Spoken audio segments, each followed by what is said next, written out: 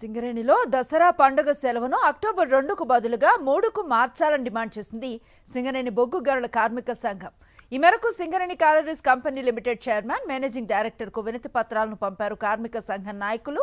October 2న Gandhi జయంతి కావడంతో ఆ రోజున పండుగను సింగరేణి కార్మిక వర్గం ఆనందోత్సాహాలతో జరుపుకోలేరని లేఖలో వారు పేర్కొన్నారు.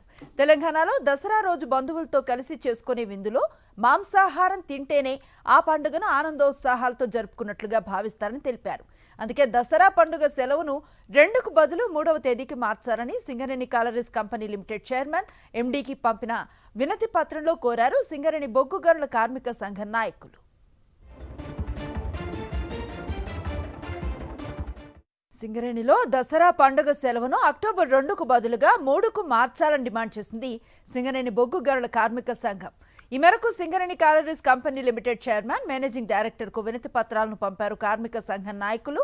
అక్టోబర్ 2న గాంధీ జయంతి కావడంతో ఆ రోజున పండుగను సింగరేణి కార్మిక వర్గం ఆనందోత్సాహాలతో జరుపుకోలేరని లేఖలో వారు పేర్కొన్నారు. తెలంగాణలో దసరా రోజు బంధువులతో కలిసి చేసుకునే విందులో మాంసాహారం తింటేనే ఆ పండుగను ఆనందోత్సాహాలతో జరుపుకున్నట్లుగా భావిస్తారని తెలిపారు. అందుకే దసరా పండుగ సెలవును 2కు బదులు 3వ తేదీకి మార్చారని Singareni Collieries Company Limited chairman, ఎండీకి పంపిన వినతి పత్రంలో కోరారు సింగరేణి బొగ్గు గనుల కార్మిక సంఘం నాయకులు.